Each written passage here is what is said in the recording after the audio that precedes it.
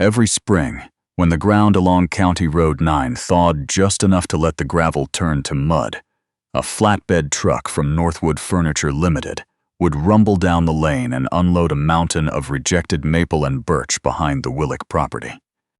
The men who drove it never got out. They tilted the bed, let the pale wood cascade down in a clatter of offcuts and cracked blanks, and were gone before the dust settled. The neighbors noticed, of course. People always notice in a small town. "That boy's going to heat the whole county," said the man at the feed store one morning, nodding toward the growing pile visible from the road. A few others laughed. Someone said the Willick kid was building a bonfire that'd last until Christmas. Nobody said it cruelly, exactly. It was the kind of laughter that belongs to people who have stopped imagining things, directed at someone who hasn't yet. What nobody knew, what nobody thought to ask, was what 16-year-old Jasper Willick was building inside the old icehouse at the back of his family's farm. Not until the afternoon, a stranger pulled open that low wooden door and stood there, hands still on the latch, unable to speak. Because what the boy had made from all that unwanted wood was almost impossible to believe. Jasper Willick was 16 years old and already carried himself like a man who had learned to keep his feelings somewhere quiet. He was not tall for his age, perhaps 5'9", with the lean, angled build that comes from early mornings and physical work rather than sport. His hair was dark brown, cut short on the sides and forgotten on top, and he had his mother's eyes, a gray-green color that shifted depending on the light, the sort of eyes that looked right through a conversation and landed somewhere farther away. His hands were the thing people noticed if they noticed anything. The knuckles were always slightly swollen. The fingertips were calloused in odd places, not from farm work but from smaller, more deliberate labor. The pad of his right thumb, the inner edge of his left index finger, the heel of his palm below the pinky. His grade 10 woodshop teacher had once held one of Jasper's hands up to the light and said nothing for a moment, then set it gently back down. He lived with his father, Dale Willick, on a mixed farm 12 kilometers outside the town of Warkworth in Northumberland County, Ontario. Dale was 49 years old, a broad, quiet man with sun-darkened skin, a short graying beard, and the permanent squint of someone who has spent 30 years facing east at sunrise. He ran a small dairy operation, 12 Holsteins, some heritage grain, a vegetable garden his late wife had planted, and that he could not bring himself to let go fallow. He was not a talkative man. He had been less talkative since Margaret died. Margaret Willick had passed 3 years earlier, taken by a progressive illness that had first stolen her fine motor control, then her steadiness, then, slowly and unfairly, most of everything else.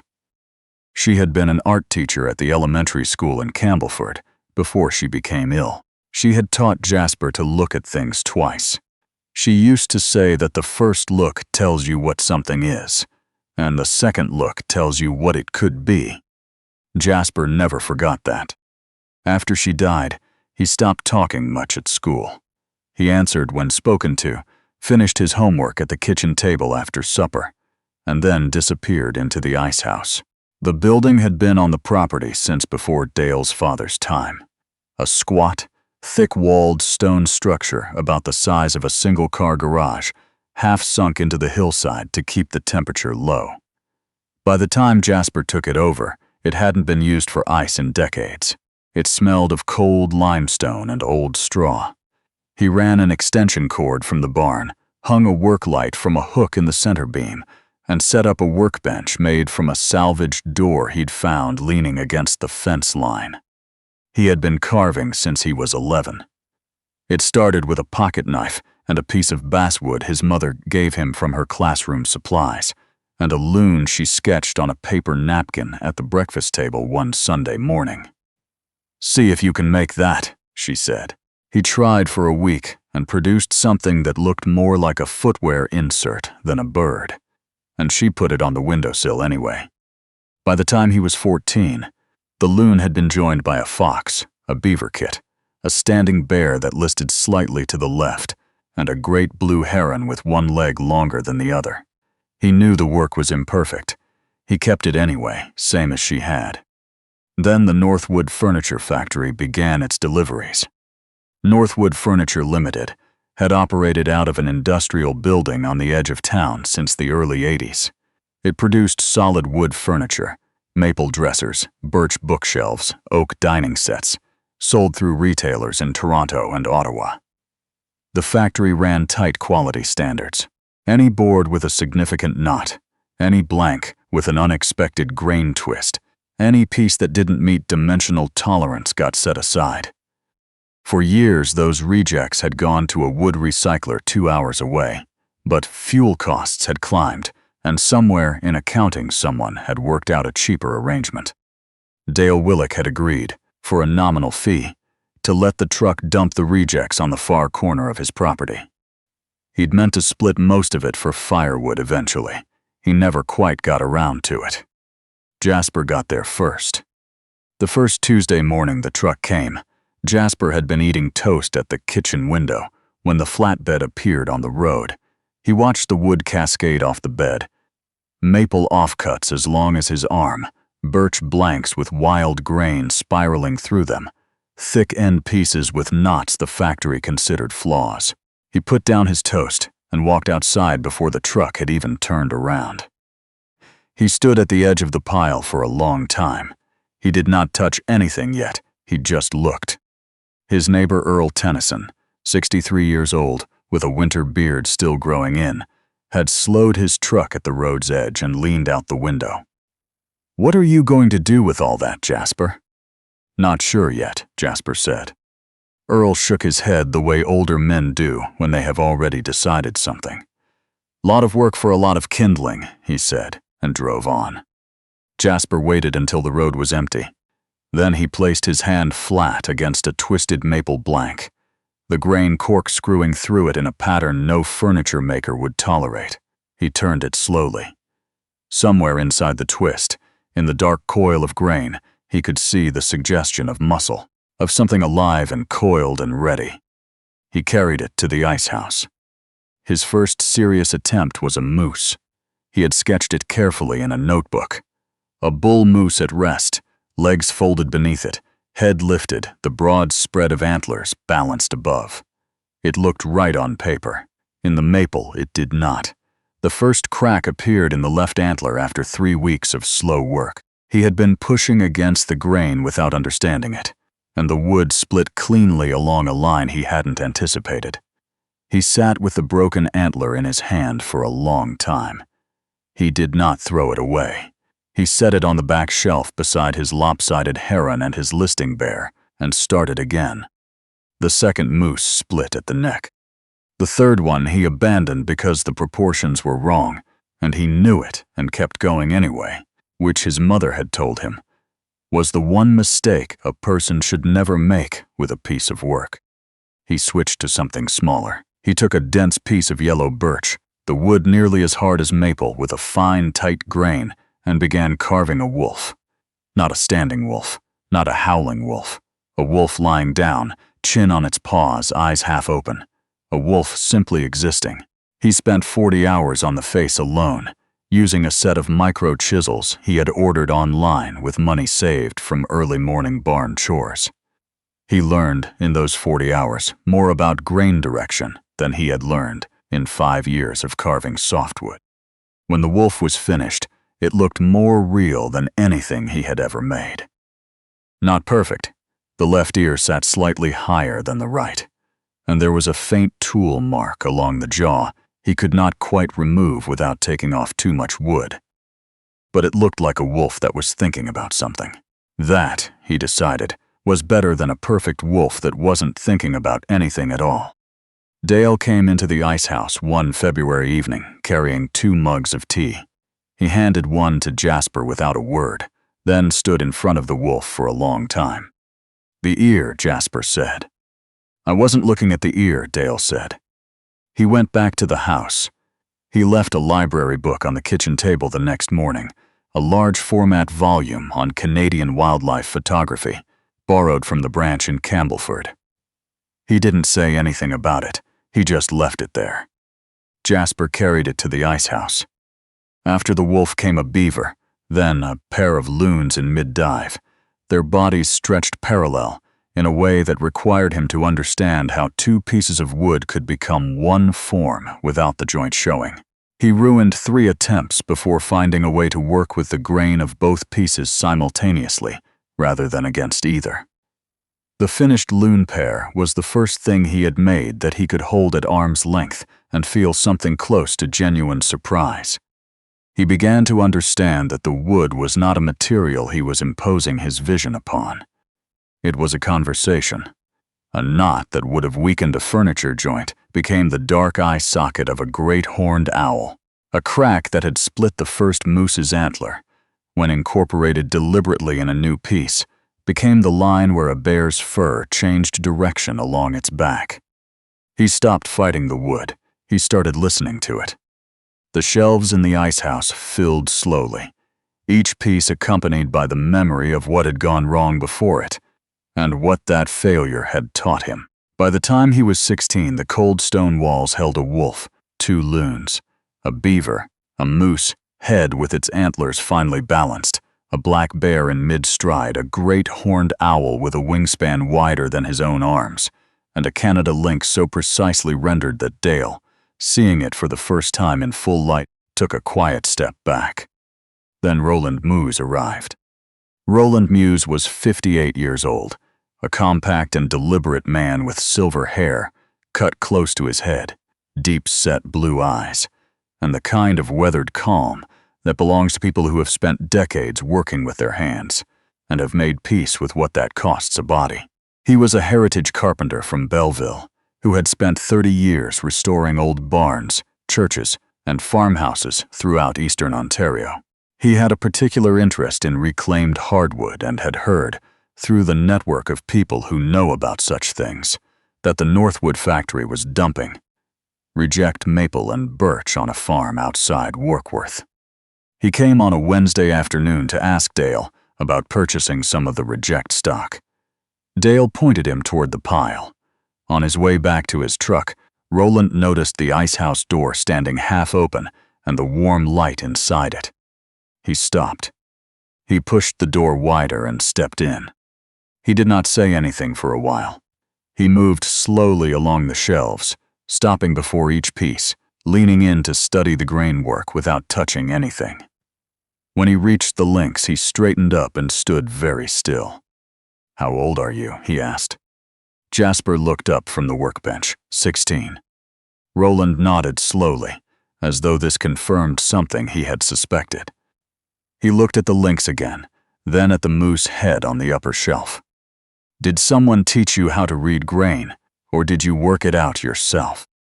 "Mostly worked it out," Jasper said. "Some library books, some online."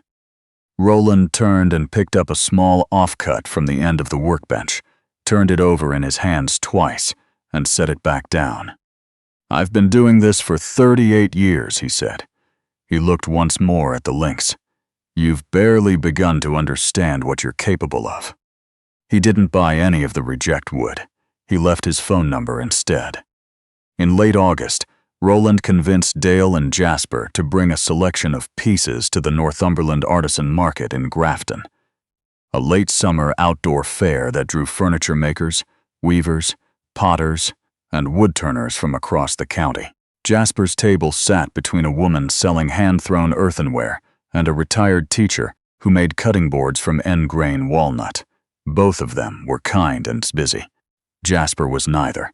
Visitors walked past, nodded at the animals, and moved on. A few children tugged at their parents' sleeves and pointed at the bear, but the parents steered them toward things that were more obviously useful.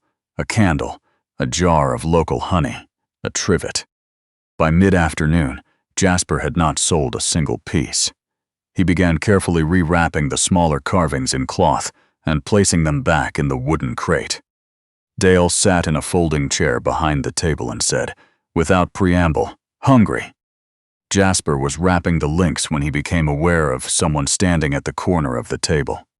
Not browsing past. Stopped. Actually stopped. Her name was Cora Pemberton. She was 31 years old, originally from Guelph, working out of Toronto as a documentary photographer. She was of medium height, with warm brown skin, dark natural hair pulled back loosely, and the particular focused stillness of someone who has learned to observe without disturbing. She was in the middle of a long-form photography project on rural Ontario Ardennes and had spent 2 hours at the market without seeing anything she felt compelled to photograph. She was not looking at prices. She was looking at the links in Jasper's hands. "Did you carve these?" she asked. "Yes," he said. "All of them?" "Yes." She looked along the table, the bear, the loons, the wolf at the far end, then back at him. "What are you working on right now?" He hesitated. "A moose, full body. I keep making the legs wrong." She was quiet for a moment. "Would you be willing to let me come and watch you work sometime?" He looked at his father. Dale gave the smallest nod. Cora Pemberton came to the farm on a Thursday evening 2 weeks later, carrying a camera bag and a small tripod. She did not ask Jasper to explain himself or perform for the lens. She set up in the corner of the Icehouse and let him work. She filmed for nearly 3 hours. The footage was mostly quiet. The sound of a chisel being set against birch, the thin curl of wood shaving falling to the stone floor, the occasional scrape of a gouge across a surface being tested.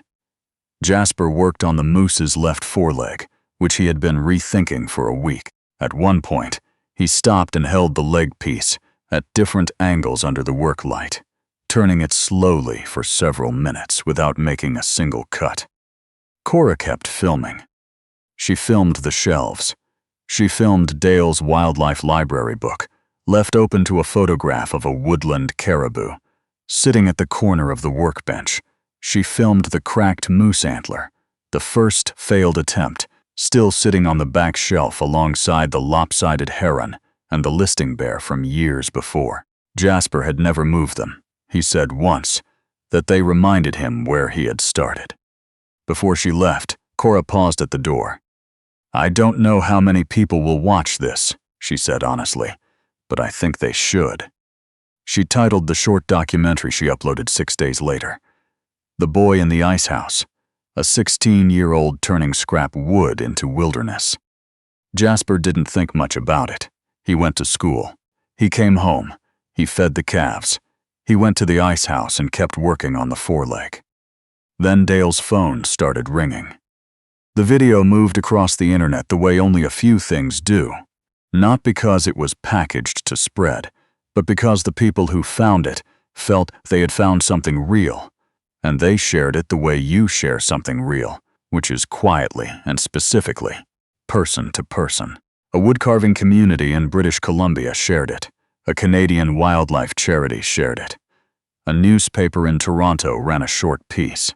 Comments arrived from people in Newfoundland, Manitoba, Nova Scotia, and eventually from Americans and Scots and Australians, and people writing in languages Jasper couldn't read, but that Dale said, with quiet certainty, were saying something kind. People wrote to ask whether Jasper accepted commissions.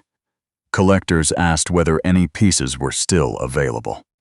A gallery in Prince Edward County wrote asking about a solo exhibition. Several people wrote simply to say that they had watched the video 3 times and couldn't explain exactly why. Dale sat at the kitchen table one evening with his phone and a yellow legal pad, writing down the names and requests. He slid the legal pad across the table to Jasper. There were 2.5 pages. Jasper looked at the list for a long time. "We're going to need more shelving," he finally said. It took most of that winter, working weekends together, to renovate the Icehouse properly. They insulated the walls without covering the stone face, installed proper overhead lighting on adjustable fixtures, built a drying rack system along one wall where the reject wood could rest and settle before being worked. Jasper insisted on keeping the original workbench, the salvage door on sawhorse legs, its surface stained with linseed oil and marked with the shadows of 100 tool placements. "It's where I learned everything that mattered," he said when Dale suggested replacing it. They built a second workbench beside it instead. Dale made a sign from a leftover maple blank, hand-lettered with a wood burner he had ordered online. He hung it above the Icehouse door. Willick Wood Studio. Neither of them said much about it. They stood in the doorway looking at the sign until the cold drove them inside. In the months that followed, the reject pile behind the property began to change. Terry, the Northwood delivery driver who had been making the run for 6 years, started setting aside pieces he thought were particularly interesting before loading the truck. A maple blank with a figure in the grain that moved like water. A thick birch section where the interior color shifted from cream to amber to deep caramel. He had, on his own initiative, begun talking to the workers in the sorting room. They started flagging pieces before they went to the reject bin. They called ahead now, sometimes. "Hey, Jasper, we've got a yellow birch in from the mill up near Bancroft. The grain's doing something I've never seen before. You want us to set it aside?" He always said yes. The commissions took shape slowly, deliberately. A couple in Ottawa who had lost their black lab wanted a memorial sculpture. He spent a week looking at photographs of the dog before selecting a birch blank. A conservation organization in Manitoba commissioned a pair of prairie wolves for a fundraising auction. A family in Halifax wanted a great horned owl for a father who had spent 40 years as a birdwatcher and was losing his eyesight. Each piece arrived with a handwritten note, not a certificate of authenticity or a price list, just a note, a few lines about the wood, where it had come from, what the grain had suggested, what he had learned in the making of it. People kept those notes. The greatest surprise came not from collectors or galleries or newspapers. It came from home. On a Saturday morning in early April, a rusted Chevrolet half-ton came slowly down the Willick Lane. Harold Stotts was 74 years old, a retired dairy farmer with rough white hands, a ruddy face mapped by 60 years of weather, and a slow, deliberate way of moving that came less from age than from a life spent measuring every action before taking it. He had farmed the property 2 concessions over from the Willicks for 40 years. He had been the man at the co-op 3 winters back, who had looked out the window at the growing pile of factory wood and said, loud enough for several people to hear, that the Willick boy was building a bonfire that'd keep half the county warm. People had laughed. It had felt like good-natured fun at the time. Harold had thought about it since. Jasper heard the truck and came out of the Icehouse. Harold climbed out slowly, holding his cap in both hands. He looked at the sign above the door. He looked at Jasper. "I'd like to see inside if that's all right," he said. Jasper held the door open. Harold moved through the space without speaking for a long time.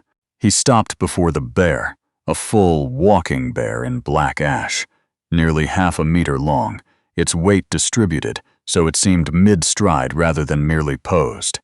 He stood before the loon pair for almost 5 minutes. He stood before the lynx the longest.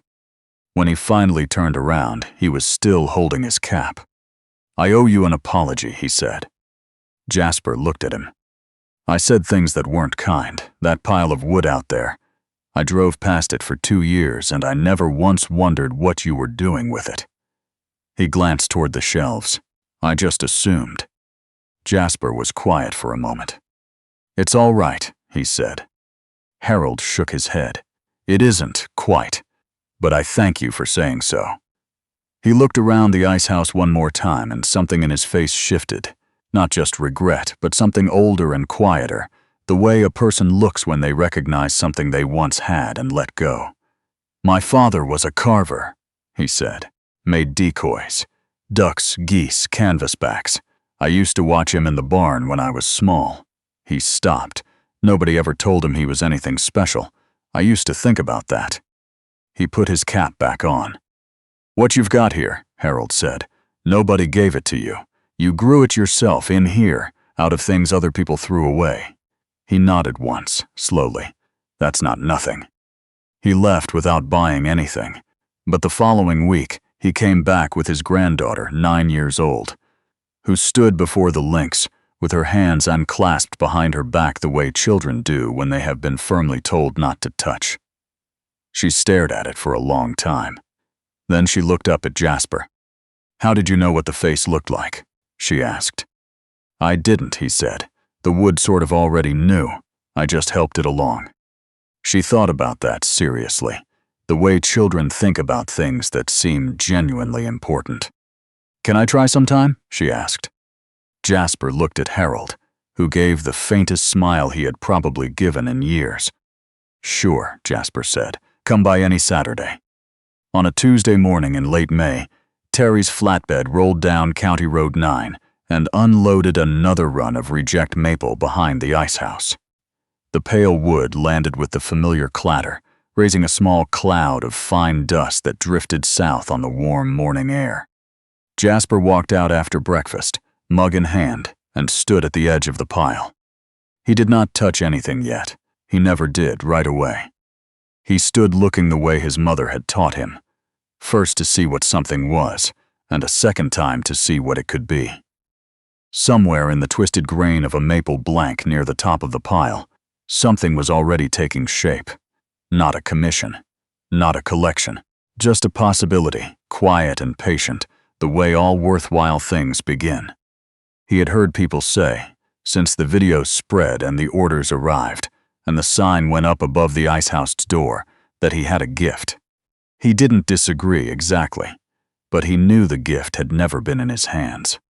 It was in the willingness to stand in front of something other people had thrown away and believe, quietly, and without needing anyone to agree, that there was something there worth finding. He finished his tea. He set the mug down on a fence post. He picked up the maple blank, turned it twice in the morning light. Then he carried it inside and got to work. "Before we go, hold on to this." The wood Jasper Willick carried into that Icehouse was rejected because it didn't meet someone else's standard. Every knot, every crack, every twist in the grain that the factory called a flaw became the very thing that made something extraordinary. We are told, again and again throughout Scripture and throughout life, that God does not begin his greatest works with the ready-made or the perfect cut. He begins with the cast-off, the overlooked, the ordinary, a quiet boy on a farm in Ontario, a pile of wood nobody wanted, and a gift given not to be kept hidden behind a stone door, but to remind an entire community to look again, at the things they have walked past, at the people they have underestimated, at whatever it is in their own lives that feels too cracked or too crooked to be of any use. If this story touched something in you today, leave an amen in the comments and tell us where you are watching from. We would love to hear from you. Share this with someone who could use a little encouragement tonight, and please subscribe so you will not miss what is coming next. May God bless you, watch over everyone you love, and remind you always that what you carry may be worth far more than anyone around you has yet imagined.